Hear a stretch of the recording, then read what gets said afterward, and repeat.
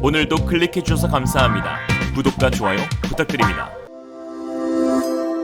Realism. 중국의 붕괴가 머지않았다. 시진핑 최악의 실수. 시진핑이 범한 제2의 문화대혁명이 결국 중국을 쪼개버리다. 오늘도 중국 기업이 파산 위기를 맞았다는 기분 좋은 소식이 전해졌습니다. 무려 중국 부동산 개발업체 2위 대기업 헝다가 시진빔을 맞고 쓰러졌는데요.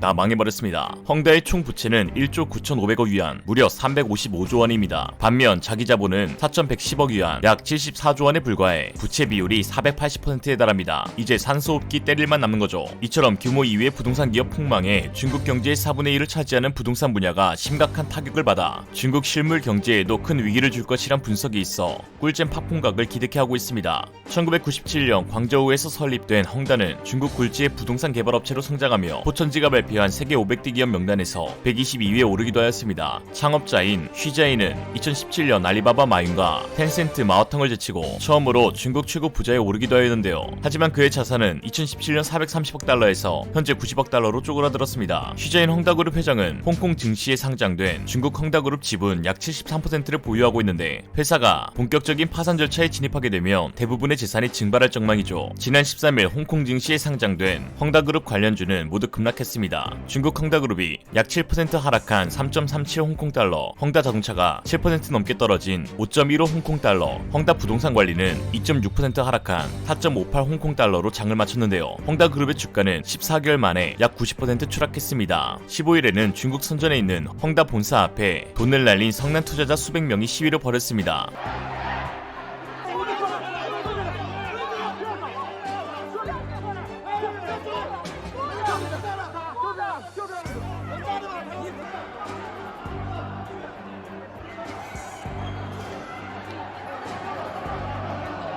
老百姓那个钱容易吗？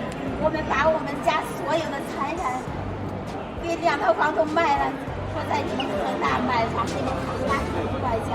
我现在就是要求到期的解诉，对，然后没有到期的，希望他们给一个就是时间到期能够保证让我们解付，要有安全感。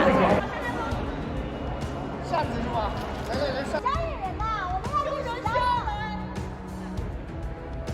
全能保证统一。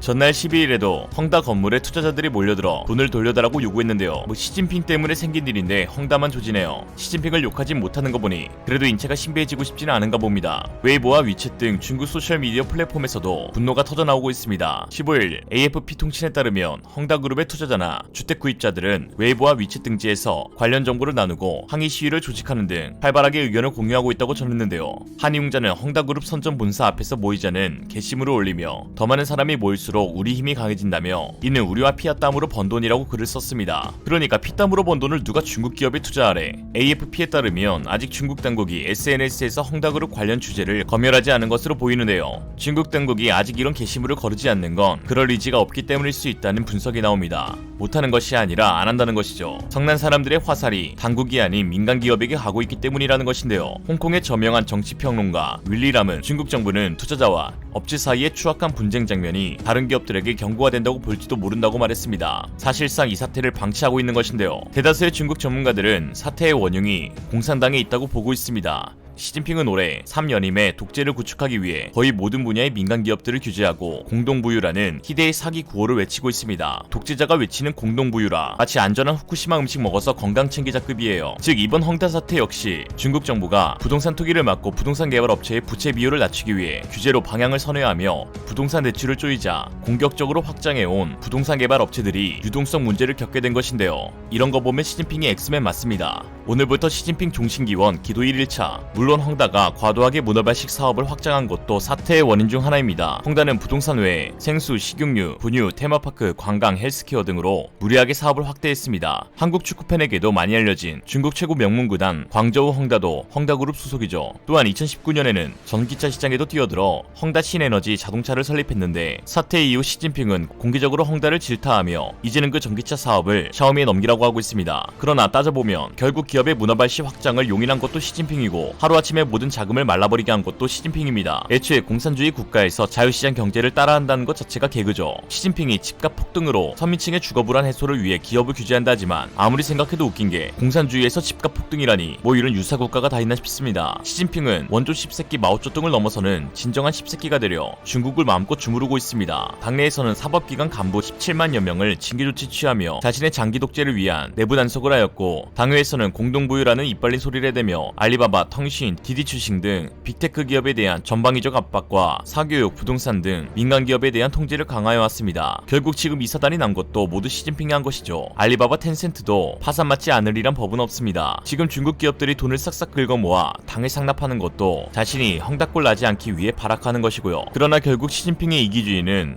중국을 몰락시킬 것입니다. 당회인 베이징대 경제학과 교수는 자신의 SNS에 공동부유론에 의한 기업 규제는 결국 기업들의 생산활동 동기를 잃게 할 것이라며 이는 결과적으로 더 많은 빈곤층을 낳을 것이다. 자유시장 경제가 서민들에게 빈곤의 족쇄를 벗어던지고 부자가 될 기회를 줄 수 있다고 맞는 말을 했습니다. 그리고 곧 검열당했죠. 부동산이 중국의 고속경제 성장에서 한 축을 담당해왔다는 점에서 헝다의 디폴트와 중국 부동산 시장의 타격은 중국 경제 발전을 제약하는 요인이 될 가능성도 제기됩니다. 미국의 억만장자 투자자 조지 소로스는 최근 파이낸셜 타임스에 헝다의 디폴트가 중국 경제의 붕괴를 초래할 수 있다고 경고했습니다. 그냥 나라 자체가 리스크예요. 중국에 투자하실 바에야 그냥 강원랜드 가는 게 맞다고 봅니다. 중국 주식 이양으로 큰 돈을 잃었던 친구를 위로했던 아버지의 말씀이 떠오르네요. 내가 같이 투자하랬지 족같이 투자하랬니. 헝다는 유동성 확보를 위해 부동산 떨이 판매에 나설 가능성이 있는데 그 경우 전체 시장의 가격이 급락해 중국 경제의 4분의 1을 차지하는 부동산 분야가 심각한 타격을 받을 수 있습니다. 또한 헝다 사태가 유동성 위기에 다른 부동산 개발 업체로 번지고 있는데요. 언론에 따르면 하루에 하나꼴로 부동산 개발 업체들이 파산하는 것으로 나타났습니다.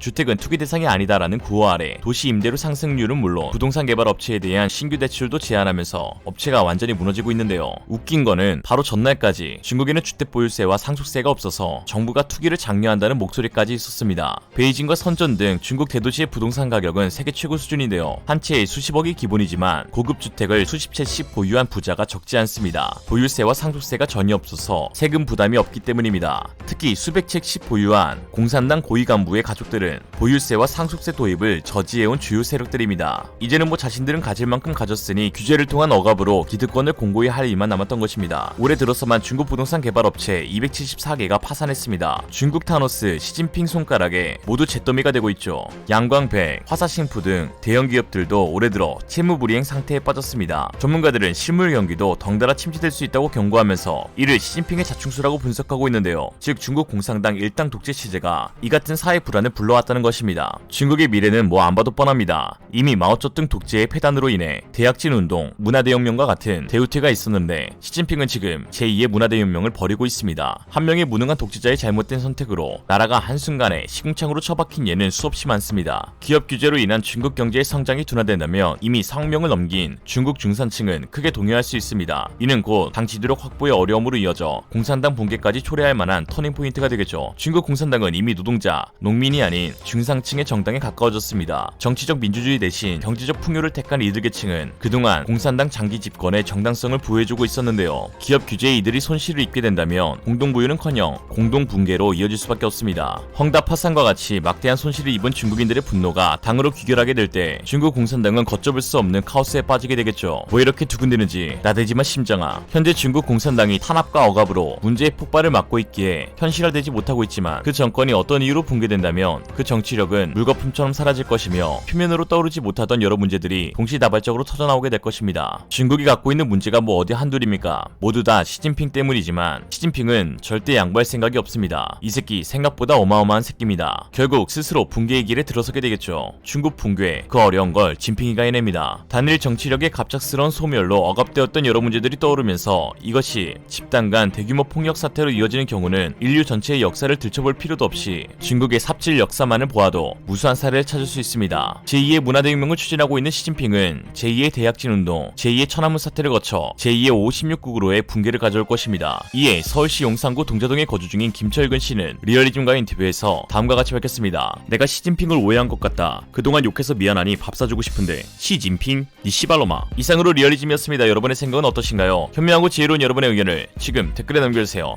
감사합니다.